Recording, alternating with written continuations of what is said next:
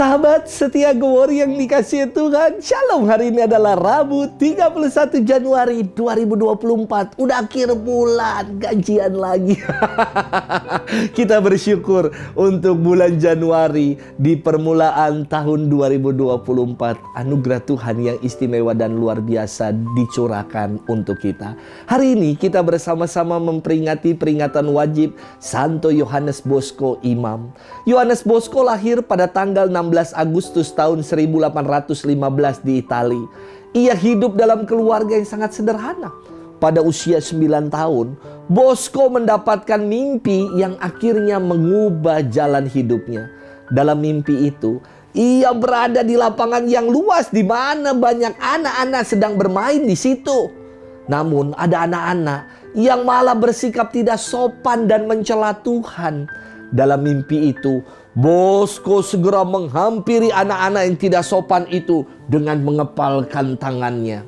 Namun, ada seorang berpakaian putih dan berkata, "Bukan dengan kekerasan, tetapi dengan kelemah lembutan serta belas kasih, kamu akan menjadikan mereka semua teman-temanmu." Akhirnya, ketika Bosco ditabiskan menjadi imam, ia pertama kali ditugaskan di kota Turin. Suatu hari, Don Bosco berjalan-jalan menyusuri kota Turin dan prihatin melihat kondisi moral kaum muda. Mereka menghabiskan hidup tanpa tujuan, berbuat kejahatan dan dosa. Cara hidup anak-anak muda ini beralih hidupnya itu punya prinsip muda foya-foya, tua kaya raya. Nggak ada kaitannya muda foya-foya dengan tua kaya raya. Muda foya-foya, tuanya sakit-sakitan. Maka dengan caranya Don Bosco mempertobatkan anak-anak muda ini. Ia berkata, tidak cukup mengasihi anak-anak. Mereka harus sungguh-sungguh mengalami bahwa mereka memang pantas untuk dicintai. Maka ia mendirikan kongregasi untuk melayani kaum muda bernama Serikat Salesian. Nama Salesian diambil dari Santo Franciscus de Sales yang hari Rabu beberapa waktu lalu tanggal 24 kita peringati. Kongregasi ini semakin berkembang dan banyak orang muda yang akhirnya memberikan diri menjadi imam.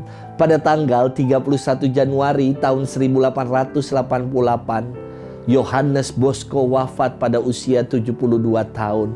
Don Bosco diangkat sebagai pelindung kaum muda.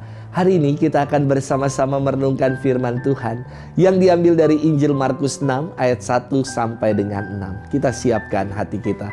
Haleluya, haleluya, haleluya.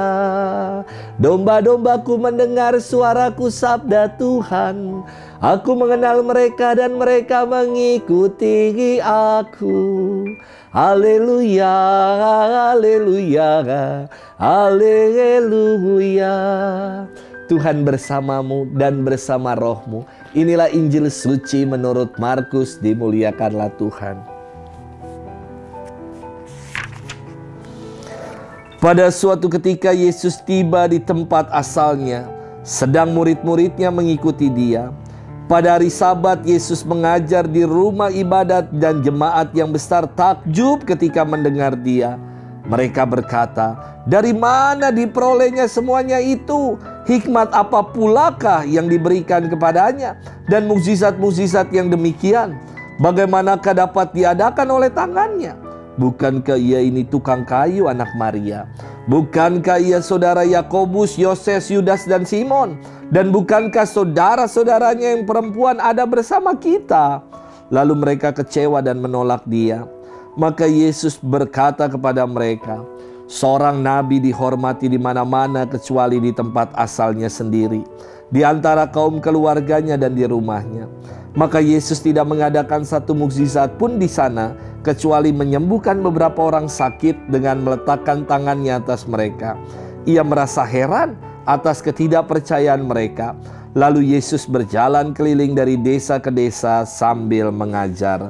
Demikianlah sabda Tuhan. Terpujilah Kristus. Sahabat setia Go Worry yang dikasihi Tuhan, Shalom. Saya teringat sekali waktu saya berumur sekitar 5 atau 6 tahunan. Mama papa saya nangis-nangis ketika dokter menyatakan adik saya sudah tidak ada harapan. Adik saya saat itu kritis. Papa mengajak kami sekeluarga untuk berdoa rosario dari depan ICU RSCM. Mohon mukjizat kesembuhan agar adik saya yang kritis dan dokter sudah angkat tangan itu dipulihkan dan disembuhkan. Dan sungguh tiada yang mustahil bagi Tuhan. Berangsur-angsur kondisi adik saya pulih. Ia melewati masa kritisnya dan akhirnya menjadi sembuh. Pasti saya kira Tuhan punya rencana yang indah untuk adik saya ini. Sahabat setia Go Worry yang dikasihi Tuhan.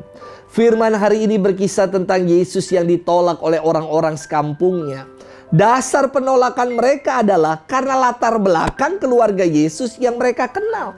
Yakni ia dikenal hanya sebagai anak Yusuf si tukang kayu. Mereka menolak Yesus karena tidak mau lebih dalam untuk mengenal Yesus secara pribadi. Pengenalan mereka hanya pada taraf luaran belaka dan tidak menyentuh yang terdalam. Bagi mereka yang merasa sok kenal dengan Yesus, Yesus itu hanya anak Maria dan Yusuf, tidak lebih. Maka Yesus berkata kepada mereka, seorang nabi dihormati di mana-mana, kecuali di tempat asalnya sendiri, di antara kaum keluarganya dan di rumahnya.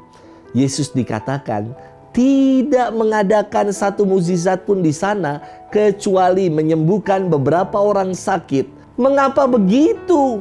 Karena tidak pernah ada mukjizat terjadi ketika orang hatinya tertutup, degil, dan tidak percaya. Sahabat setia Go Worry yang dikasihi Tuhan, sikap degil, menutup hati dan hanya sekedar sok kenal dengan Yesus membuat karya dan mukjizat Yesus menjadi tertutup. Sebaliknya, sikap terbuka dan percaya akan Dia akan membuat mukjizat itu sungguh nyata dalam hidup kita. Mari kita menjadi pribadi-pribadi yang makin percaya, sebab mukjizat Tuhan pasti nyata untuk kita yang percaya kepadanya. Saya, keluarga kami pernah mengalaminya. Bahkan ketika dokter udah angkat tangan sekalipun, tangan Tuhan merentah, tangan Tuhan bekerja. Yang tadinya kritis keadaannya, sudah tidak berdaya dan sudah dikatakan hands up oleh dokter. Tetapi tiada yang mustahil bagi Allah. Adik saya dipulihkan, disembuhkan. Mari kita semakin dalam mengenal Tuhan, semakin percaya kepadanya. Jangan menutup hati kita agar mukjizat Tuhan boleh senantiasa kita alami dan rasakan. Selamat bermenung dan Tuhan memberkati kita selalu. Dalam nama Bapa dan Putra dan Roh Kudus. Amin.